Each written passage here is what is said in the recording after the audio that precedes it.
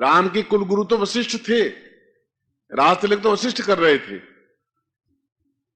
मगर वशिष्ठ ने कहा कि राम, तुम्हें अगर युग पुरुष बनना है तो तुम्हें विश्वामित्र के पास जाना पड़ेगा, मैं तुम्हें युग पुरुष नहीं बना सकता। तुम्हें धनुर्विद्या का ज्ञान अगर सीखना है तो विश्वामित्र के पास जाओ और वहां जाकर के तुम सीखो।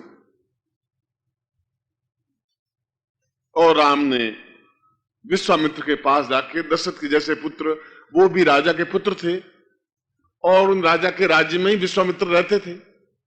दशरथ उनको ट्यूशन पे रख सकता था विश्वामित्र को बुला करके कि हमारे दोनों बच्चों को तुम पढ़ाओ, तुम्हें इतना पैसा रोज स्वर्ण मुद्रा मिलेगी, ऐसा कर सकते थे। मगर नहीं, शिष्य स्वयं गुरु के पास जाए और अपना दुख, अपना दर्द, अपनी कथा, अपनी व्यथा अपनी कहे। यह आज के युग की बात नहीं है, ये तो आज से 5000 साल पहले भी ऐसी घटनाएं थी, घटनाएं आज भी हैं। समय बदल गया है। समय ये बदल गया है कि हम इजी गोइंग हो गए हैं, सरल रास्ता अपनाने की क्रिया सीखने लगे।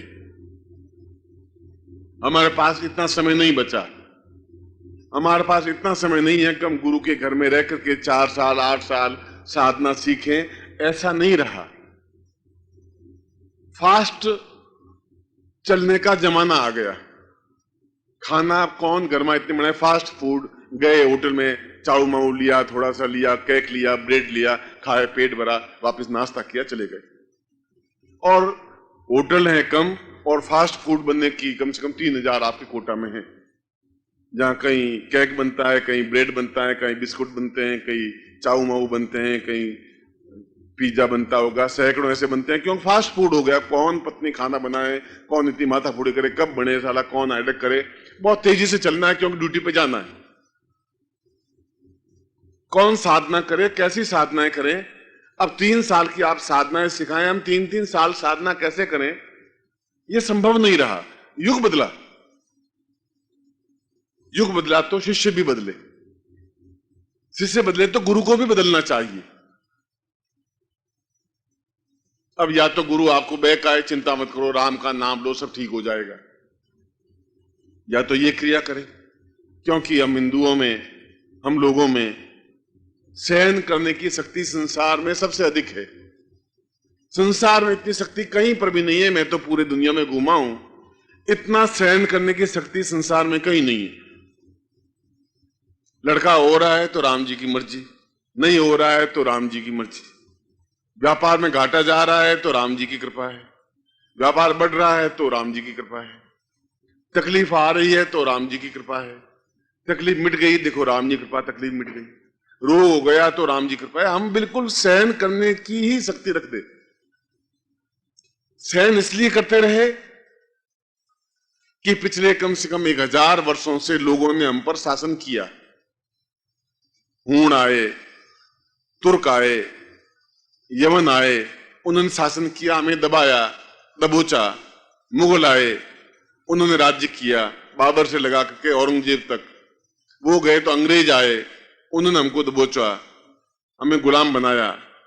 और धीरे धीरे धीरे हम सहन करते गए और हमारी खुद की विल पावर, शक्ति, क्षमता समाप्त हो गई। जो कुछ हो रहा है ईश्वर की कृपा से हो रहा है। हमने ये नहीं सोचा कि ईश्वर तो हम स्वयं हैं, हम कुछ कर सकते हैं, हम कुछ करेंगे तो ईश्वर हमारे साथ होगा, हम कुछ आगे बढ़ेंगे तो कोटा तक पहुंचेंगे, यहां तक पहुंचेंगे।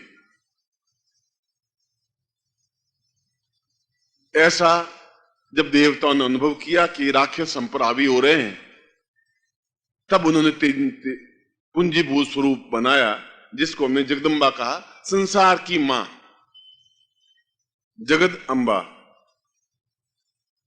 एक ऐसी शक्ति, एक ऐसी आराधना, क्योंकि पुत्र तो कुपुत्र हो सकता है, कुपुत्रो जायेत क्वचिदपि कुमाता न भवति। बेटा तो कपूत हो सकता है, शंकराचार्य ने कहा है, कुपुत्रो जायेत क्वचिदपि कुमाता न भवति। मां तो कुमाता हो ही नहीं सकती, वह तो बेटे पर फिर भी आशीर्वाद ही देगी, क्योंकि उसने बहुत कष्ट झेला है, उसको अपने पेट में रख करके 9 महीने भार झेला है, दुख देखा है, उसको उत्पन्न किया है, उसको पैदा किया है। उसका स्वरूप, मां का स्वरूप ही अलग है। जितना वो कष्ट पुत्र को उत्पन्न करने में एक मां करती है, उतना तो संसार में कोई कर ही नहीं सकता। वो मां ही समझती है कि वो 9 महीने कितने कठिन वेदना के साथ में उसको बिताने पड़ते हैं, और पुत्र उत्पन्न करने के बाद भी उसको बड़ा करने के लिए कितना दुख देखती है, वो मां ही जानती है। खुद भीगे में सोती रहेगी, उसको सूखे में सुलाएगी। न मोक्षस्याकांक्षाम न च विभव वांछा न पिचन में न विज्ञानापेक्षा शशि मुखी सुखेच्छा न पुनः अतस्तवा संयाचे जननी जननम यातु मम वै मृडानी रुद्राणी शिव भवानी ते जपतः। राम ने भी कहा कि पिता कैकेयी के वशीभूत हो गए हैं, एक सुंदर लड़की के, एक स्त्री के वशीभूत होकर के मुझे राज तिलक से हटा करके वनवास दे दिया है, पर कौशल्या तो कम से कम ऐसा नहीं हो सकती, और हुई भी नहीं। एक दिन भी कौशल्या ने केवल एक रोटी और सब्जी के अलावा 13 साल तक खाया भी नहीं। कौशल्या अपने महल से बाहर निकली भी नहीं, कौशल्या पलंग पर सोई भी नहीं, कौशल्या ने आराम देखा भी नहीं। उतना ही कि जैसा मेरा बेटा जंगल में वेदना सहन कर रहा है, दुख सहन कर रहा है, मुझे भी वैसा ही जीवन यापन करना है। नीचे ही सोना है, घास बिछा के सोना है, एक समय एक सब्जी से रोटी खानी। मां को माता नहीं बन सकती, इसलिए अपने मां की कल्पना की, और वह कल्पना केवल मां नहीं है, समस्त देवताओं का पूंजीभूत स्वरूप है। इसमें ब्रह्मा भी है, विष्णु भी है, शंकर भी है, इंद्र भी है, वरुण भी है, यम भी है, कुबेर भी है, नैऋत्य भी है। जितने भी देवी हैं, देवताएं, वे सभी का समन्वित स्वरूप है। और फिर जब देवी का एक आविर्भाव हुआ तो सभी देवताओं ने उनको एक एक आयुध दिया, शस्त्र दिया। किसी ने त्रिशूल दिया, भगवान शिव के पास त्रिशूल था तो शिव त्रिशूल दिया, इंद्र के पास गदा थी तो उसने गदा दी, किसी के पास चक्र था तो उस चक्र दिया। इसलिए जगदम्बा के 10 हाथ, 10 हाथों में 10 देवताओं ने आयुध दिए, शस्त्र दिए कि तुम ताकतवान बनो, शस्त्रवान बनो, हिम्मतवान बनो, क्षमतावान बनो। निर्बल और कायर और बुजदिल लोगों के लिए युग नहीं हो सकता। और देवताओं ने 4थे अध्याय में स्तुति की, सक्रादय सुरगणा नीतेति वीर्ये तस्मिन् दुरात्मन् सुरारि बले च देव्या तान् तुष्टवो प्रणति नम्र शिरोधरांसा वाग्भी प्रहर्ष पुलकोद्गम चारुदेहा। यदि आप 4था अध्याय पूरा देखें तो उस देवताओं ने स्तुति करके कहा कि दैत्य बहुत अत्याचार कर रहे हैं, आतताई बन गए हैं, बहुत दुख दे रहे हैं, हम साधना नहीं कर पा रहे हैं, क्या करें। उसने कहा कि मैं इन दैत्यों का संहार करूंगी, मैं दुष्टों का संहार करूंगी, क्योंकि तुम मेरे पुत्र हो और पुत्रों की रक्षा करना मेरा धर्म है। मैं तुम्हारी मां भी हूं, मैं तुम्हारी गुरु भी हूं, और दोनों ही रूपों में अगर तुम मुझे गुरु रूप में देखोगे तो फिर मां रूप में अपने आप देख लोगे। तुमेव माता च पिता तुमेव। जब गुरु की स्तुति की तो यही कहा गया कि ये गुरु आप भी मां हैं, आप ही पिता हैं। तुमेव बंधु सखा तुमेव, तुमेव विद्या द्रविणम तुमेव, तुमेव सर्वम मम देव देव। आप समस्त देवता हैं। जो मैं मां में देखता हूं वह आप में भी देख रहा हूं, जो पिता में देख रहा हूं वह भी मैं आप में देख रहा हूं, क्योंकि मैं जगदम्बा को नहीं पहचानता, मैं आपको पहचानता हूं क्योंकि आप मेरे गुरु हैं। आप मुझे पहचानते हैं क्योंकि मैं आपका शिष्य हूं, आपके अंग से अंग जुड़ा हुआ है। मैं आपका हाथ हूं या आपका पैर हूं या आपकी आंख हूं या आपका कान हूं या आपका नाक हूं। हम सब शिष्य आप जितने हैं वे सब मिलकर के जो चीज बनी वह गुरु बना।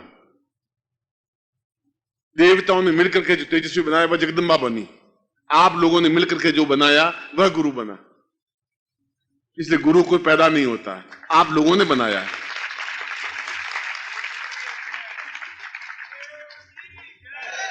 इसलिए गुरु अपने आप में कुछ नहीं है। और देव जगदम्बा ने कहा कि मैं तुम्हारे राक्षसों का वध करूंगी, तुम्हें निष्कंटक बनाऊंगी। अगर जगदम्बा ने कहा तो गुरु भी तुम्हें कह रहा है कि मैं तुम्हारी तकलीफों को दूर करूंगा, मैं तुम्हारी समस्याओं को दूर करूंगा।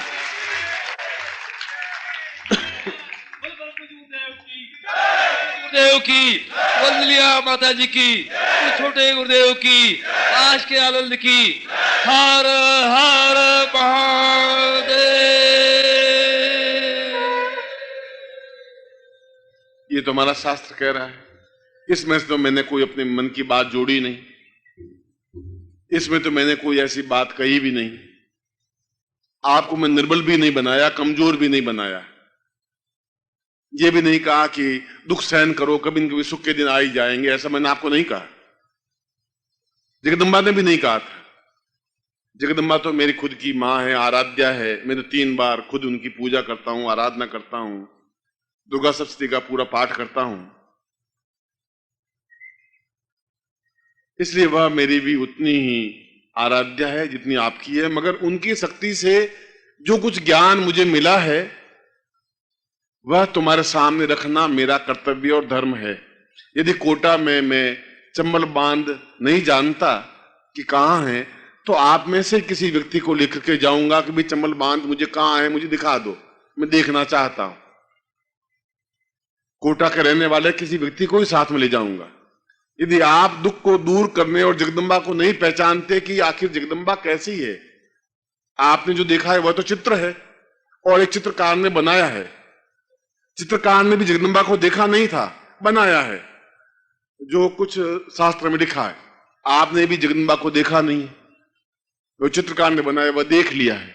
मैं गुरु ने देखा है, तभी वो गुरु बना है।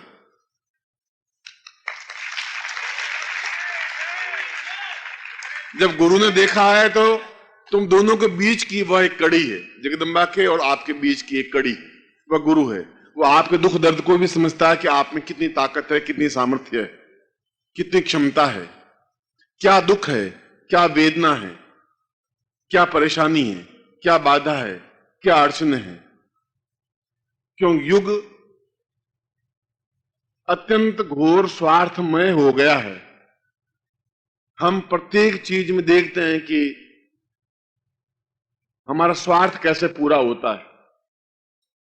ओम परम तत्वाय नारायणाय गुरुभ्यो नमः। ओम ह्रीं मम प्राण देह रोम प्रतिरोम चैतन्य जाग्रय ह्रीं ओम नमः। ओम भूर्भुवः स्वः तत्सवितुर्वरेण्यं भर्गो देवस्य धीमहि धियो यो नः प्रचोदयात्।